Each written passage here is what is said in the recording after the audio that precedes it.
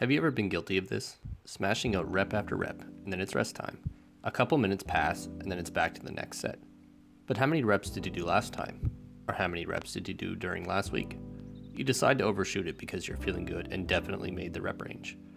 Or maybe you undershoot it because you're feeling honest. Either way, this is not an optimal way to progress forward with your training. Hey everyone, it's Tyler here, and today I want to talk to you about training logs. We're going to go over why they're so important, why the details are crucial, and then we're actually going to create a training log together, which you can then adapt for your own needs. A training log is a tool that is used to record the amount of reps or hold durations for the exercises that you perform during your workout. This could either be a physical copy or a digital version. So why is this important? Keeping accurate results of your exercises throughout the workout will let you know how you're progressing. This will in turn over time identify when you need to up the weight or change the progression you're working on. For example, if you're doing push-ups and let's say the workout calls for 8 to 12 reps and your set looks something like 7 reps, 6 reps, then 5 reps. Obviously that hasn't met the rep range. If this continues over a couple weeks, it's clearly identifying that you need to adjust the progression. So instead of doing on the floor push-ups, you could adjust to incline push-ups to get better results out of your training. Now, having a strong performance in your log is going to identify when you're ready to up the weight or move to the next progression. Additionally, this is a great injury prevention tool as it prevents you from jumping too far forward with a new progression or upping the weight too much for something that you're not ready to use. This also is a great motivational boost just to see on paper, hey, I'm actually doing really good and I want to keep pushing forward. I mentioned a few times now about needing accurate results. Here are 3 tips that I advise you implement into your own training tracking to ensure that they're accurate and up to date. So number 1, if you can, utilize your rest times to enter all the information into your training log. Number 2, when doing hold movements, I recommend recording the set to view later. That way you can accurately time how long you held the movement and then put in an accurate number into your training log. Sometimes with hold movements, you can focus a little hard on the hold and you may miss the timer that you might have in front of you.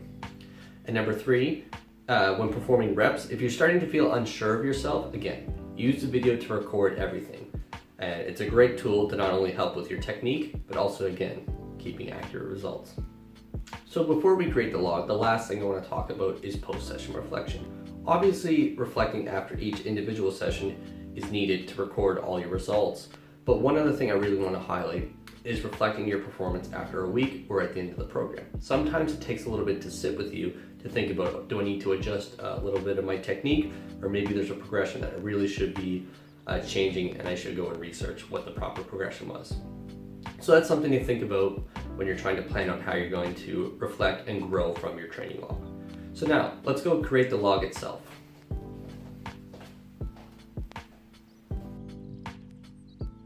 Okay, so now we're going to go through and actually create the training log.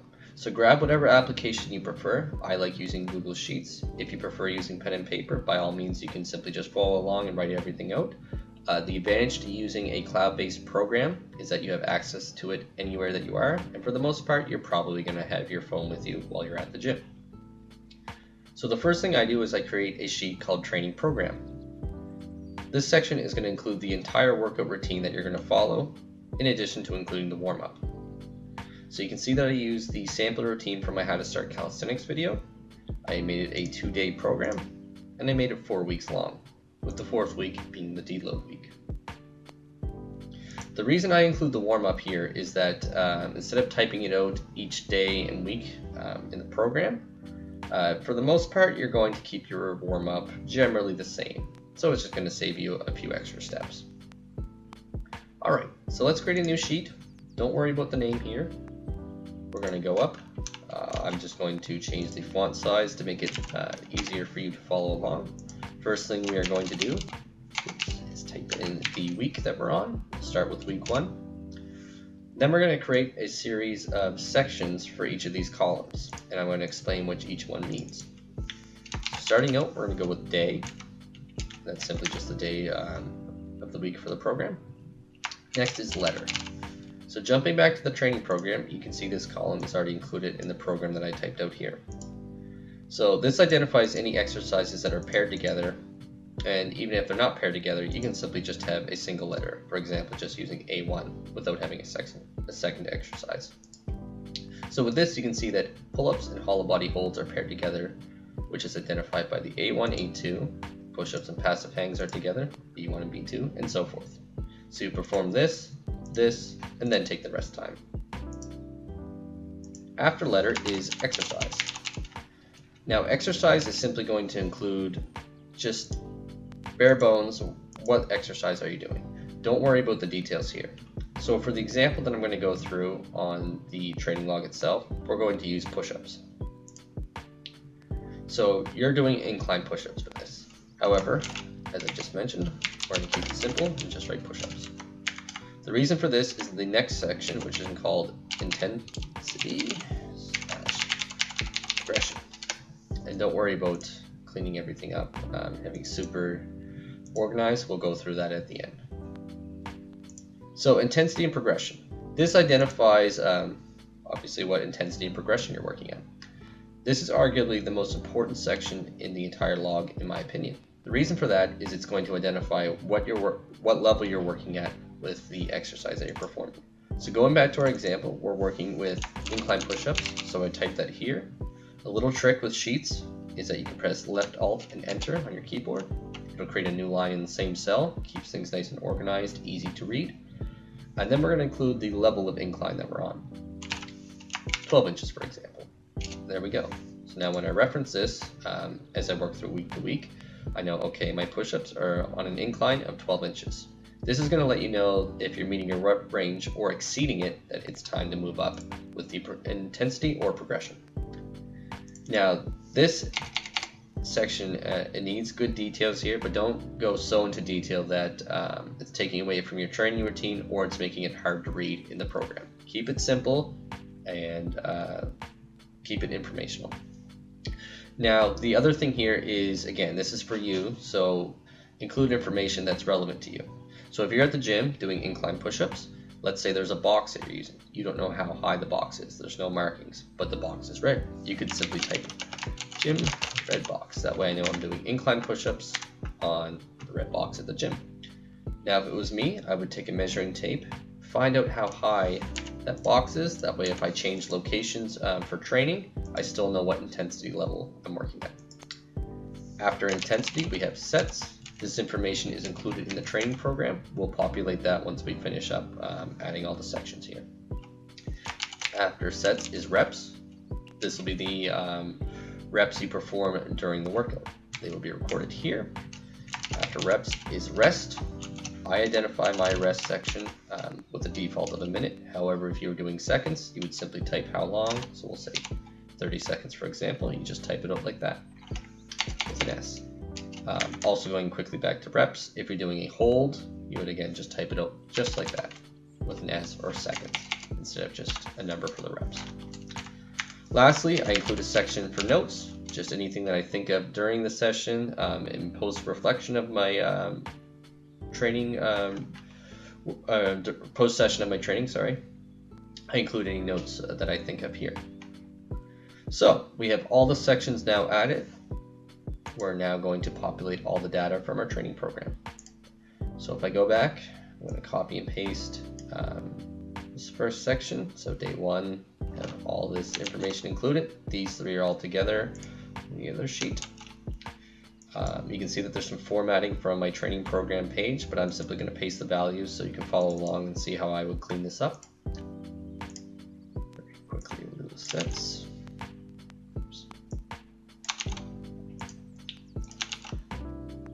Again, just going to paste it in default manner. Now the rest here, you can see that I've already kind of pre-done a bit of formatting. You can see that this section is merged together, just where the pull-ups and hollow body are supersetted. We'll copy them over, but we'll paste them. No formatting. So all you would do is highlight these two cells, hit the merge cells up here, and away you go. Now what I like to do is highlight all of these cells between day one and day two. Change the fill color to black. Just helps separate it. Again, makes it easy to read and reference. And then we're just going to go through and paste in the next day, just like we did before. And where these sets and rest is the same for this. Again, this in a manner that makes it convenient to go through and read. There we go. So all the data is populated. We're going to do very quickly a little bit of formatting. This is all, again, my personal preference. I find it's easy to read. Feel free to do this as you see fit. So first thing I do is I take all the cells at the top, merge them, center, and then I just change the fill color, just so it's easy to see. All right, this is week 1. And what I do is I highlight everything. A little bit of borders to the cells, just makes it look a little cleaner. And then I like centering everything in the middle. Again, my personal preference here. Do what you see fit. I think this is just an easy way to look at everything. Now that we've done that, what we will do is we will duplicate this sheet for each day, or each week, sorry, of the program. So we have 4 weeks. Duplicate those, and we can go back week 1, or you can just write 1, whichever you prefer. Week 2, week 3, week 4, and then identify again that this is the deload week. And then all you would have to do is go through and change the title for each one. So there you go. That's the end of creating the log. Nice and easy to use. This will give you an idea of how to make your own template, and then you can adjust it and adapt it based off your own needs. Lastly, before we go, I'll quickly show you how to use the log and how I would reflect on it. Again, just to give you some ideas. So for example, here we're going to look at pull-ups and the hollow body hold. So with the pull-ups, we're in week 1, we're performing the exercise. We're using rings. No assistance on that, we're doing pretty good. We're going to attempt a full hold for the hollow body hold. That's the progression we're going to use. Reps, so we're going to quickly reference the training program, obviously where you're doing the exercise during the actual training session, you'll know that. But just for this, we'll take a look. So 8 to 12. So with the rings, I hit 12, hit 12 again, we're doing good. Remember to use the Alt-Enter trick here to create a new line. And we get 11, that's pretty good. So this would be set 1, set 2, and set 3. There we go. Now for the hollow body. This is a timed hold, so 30S. Now with this one though, we drop down to 21. It's kind of cutting it. We're looking for a 20-second to 30-second range, and then we drop down to 12 seconds. Not ideal. So we will continue on entering information so on for this week, or this day, sorry, and then into the next day. But just for simplicity's sake, we're going to look at this example again. So let's move over to week 2. We finished up the workout. This is what we ended up with. We got this here. Same results. We improved on our pull-ups. Hit 12 each time, no problem. However, with the hollow body hold, we're still struggling. So it's at this point now, going into week 3, you could even make notes on the side here, or just reference this before your session. If it was me, I would make a note and say, okay, time to adjust progression. Then you can also just make that bigger. So that way, going into week 3, when I'm ready to do my hollow body holds, and I'm referencing my previous week's performance, I know, okay, I'm not ready for the full hold. It's time to scale it back a bit and see how we do. And then, for example, with the rings, if I bang out 12 of these and I'm not even feeling a thing, maybe time for even weighted pull-ups, or doing a different progression of pull-ups, such as archer pull-ups, or whatever your training program calls for. So that's a quick way that I would use the log, and again, I just hope it gives you some ideas on how to effectively use this tool to reach your maximum potential. I want to thank you so much for watching. Please give a thumbs up if you enjoyed the video. Let me know in the comment section what you think. Maybe after a couple weeks you can come back and let me know how the training log has helped you. Don't forget to subscribe so you don't miss out on future videos. Again, thank you so much for just taking the time to watch this. I have a lot of fun making these, and simply just want to share my experiences over the years to help you avoid any pitfalls that I ran into, such as not using a training log or improperly using a training log for a few years, which definitely hindered my progress. Still moved forward, but could have done a lot better had I have just put a little bit more effort into recording my training sessions. So again, thank you so much for watching. We'll see you in the next video.